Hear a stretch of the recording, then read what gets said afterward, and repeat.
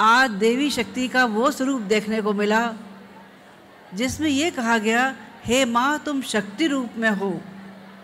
वो माँ शक्ति रूप में कैसी है वो आज देखा। इस संसार में जब कभी भी महत्वपूर्ण काम संभव हुए हैं, उसके पीछे प्रत्यक्ष या अप्रत्यक्ष रूप से एक शक्ति काम करती रही है और उसका नाम है मातृशक्ति। कहते हैं स्वर्ग में एक कल्प वृक्ष है जिस पे 4 फल लगे रहते हैं, धर्म, अर्थ, काम, मोक्ष। वो कल्प वृक्ष कैसा है पता नहीं, देखा तो नहीं, लेकिन हाँ इस पृथ्वी पर एक साक्षात चलते फिरते कल्प वृक्ष को जरूर देखा है। कैसा कल्प वृक्ष है वो कल्प वृक्ष जब किलकारी भरता हुआ पिता की गोदी में आता है तो उनके मन में वात्सल का संचार करता हुआ चला जाता है। वो ये नारी कच्चे सूत के धागे को लेकर जब भाई के समक्ष जाती है तो उसके अंदर पवित्रता का संचार करती हुई चली जाती है।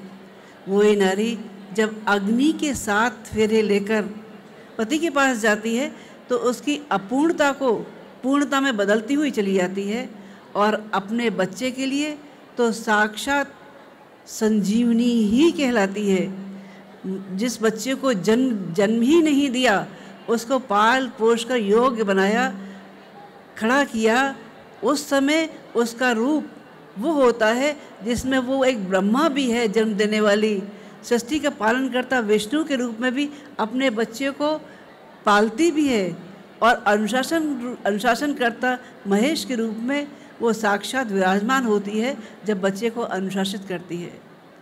वंदनीय माता जी के पास में एक बार एक बहन आई, कहने लगी, माता जी मेरा बच्चा 4 साल का है, मैं अपने बच्चे को कब से पढ़ने भेजूं, इसका शिक्षण कब से शुरू करूं। माता जी कहने लगी, बेटा तुम 5 साल देर से आई हो।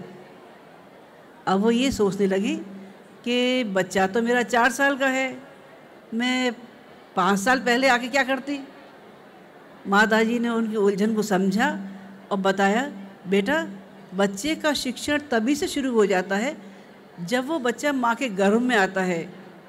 माँ के खान पान का, माँ के सोचने का, माँ के पढ़ने लिखने का, माँ के विचारों का हर पल बच्चे पे वो असर पड़ता है जिससे उसका सारा जीवन प्रभावित होता हुआ चला जाता है। और स्पष्ट करते हुए उन्होंने बताया कि बेटा तुमने अभिमन्यु किस्सा सुना है। अभिमन्यु माँ के गर्भ में था तभी उसने चक्रव्यूह वेदनी कला सीख ली थी और फ्रांस अपनी स्वतंत्रता की लड़ाई लड़ रहा था। उस समय लड़ाई चारों ओर थी, घर के सारे योद्धा पुरुष लोग लड़ाई में जा चुके थे। बहनें अपने अपने बच्चों को लेके कंदराओं में जाके छुप गई, किस लिए, अपने बच्चों को बचा सके, अपना जीवन रक्षा कर सके। ऐसे में रोज़ तोपों की गड़गड़ाहट, बंदूकों की आवाज़ें सुन सुन के उसका मन ये करता था बहन का कि मेरे भी हाथ में अगर बंदूक होती, तलवार होती तो मैं भी इन शत्रुओं से लड़ सकी होती। उसकी कोख से जन्म लेने वाला बालक नेपोलियन बोनापार्ट के नाम से मशहूर हुआ। माँ के सोचने का, चिंतन मनन का असर बहुत ज़्यादा पड़ता है। दुष्यंत भूल भी जाएं अपनी शकुंतला को तो भी उसका जन्म लेने वाला बालक भरत चक्रवर्ती सम्राट बन सकता है। राम अगर सीता को वनवास में भेज भी दें तब भी सीता के जन्म लेने वाले बालक लवकुश राम के अश्वमेध का घोड़ा रोकने के लायक समर्थ हो सकते हैं। इस संसार में हमारी बहनों का इतिहास बहुत शानदार रहा है। पौराणिक लिहाज से देखें तब ये देखने को मिलता है विद्या की देवी सरस्वती की तुलना में कोई देवता नज़र आते हैं, कोई देवता नज़र नहीं आते। और धन की देवी महालक्ष्मी की तुलना में धनपति कुबेर बहुत छोटे से नज़र आते हैं। और देवी दुर्गा तो अकेली ही सब देवताओं के बराबर अकेली खड़ी नज़र आती है। हाड़ा रानी का इतिहास आपने सुना है। हाड़ा रानी वो थी जिनका पति कि जब हाड़ा रानी ने कि उनका पति लड़ाई के मैदान में जाने से कतरा रहे हैं। बार बार कहते हैं कि रानी मुझे अपनी कोई निशानी दे दो। ऐसे में अपना सिर काट के रख देने वाली हाला रानी का इतिहास कोई भूल सकता है? कोई नहीं भूल सकता।